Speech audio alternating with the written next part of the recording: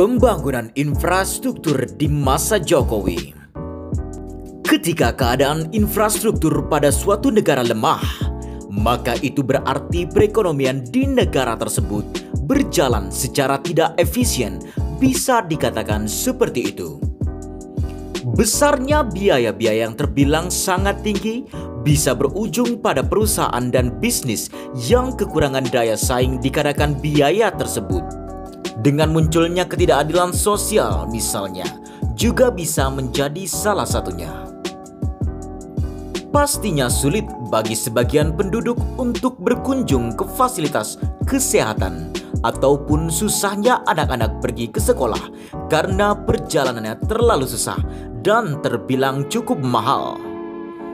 Tidak dapat dipungkiri juga, para investor harus mempertimbangkan kondisi negara Indonesia secara geografisnya. Dikarenakan negara Indonesia yang terletak pada garis khatulistiwa menjadi penyebab wilayahnya berada di area curah hujan tropis berat, dan juga ditambah lokasi negara Indonesia yang terletak pada cincin api Pasifik yang membuat negara Indonesia mudah dan rentan sekali dengan munculnya bencana alam. Hal tersebutlah yang dapat menjadi salah satu gangguan besar dalam arus barang dan jasanya.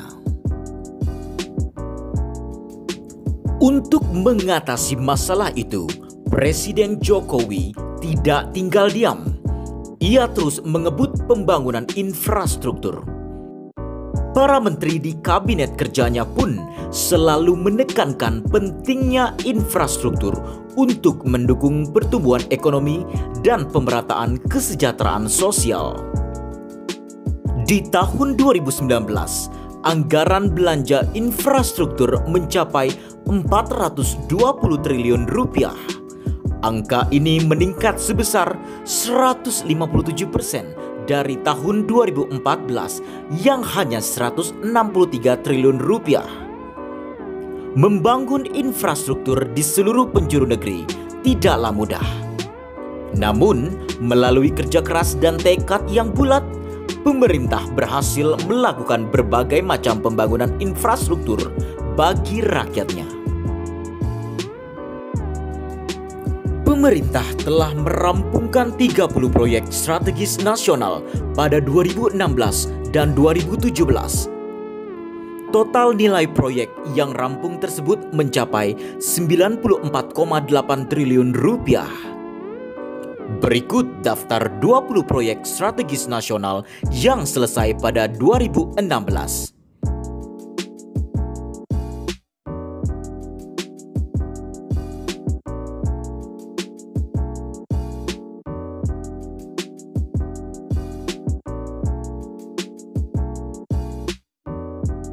Selain itu, Presiden Jokowi membangun MRT Jakarta yang melayani rute Bundaran HI ke Lebak Bulus yang sudah ditambah dengan rute Jakarta wilayah Barat dan Timur.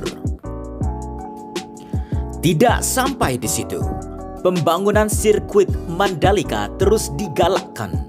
Meski baru tercatat sebagai seri cadangan, bukan berarti pembangunan sirkuit Mandalika di Lombok Tengah, Nusa Tenggara Barat atau NTB bisa dikerjakan dengan santai.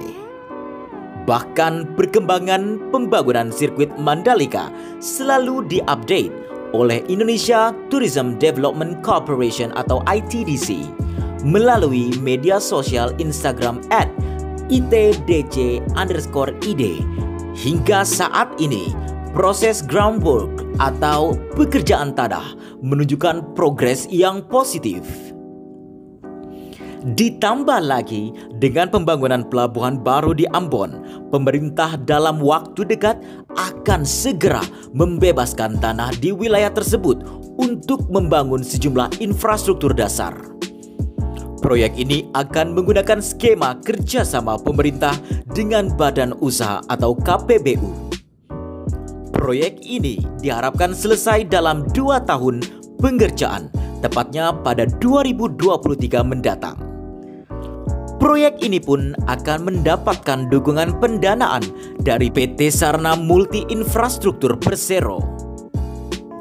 Rencana untuk membangun Ambon Newport pertama kali digaungkan oleh Presiden Jokowi. Pembangunan pelabuhan ini mempertimbangkan potensi perikanan di wilayah sekitar yang besar.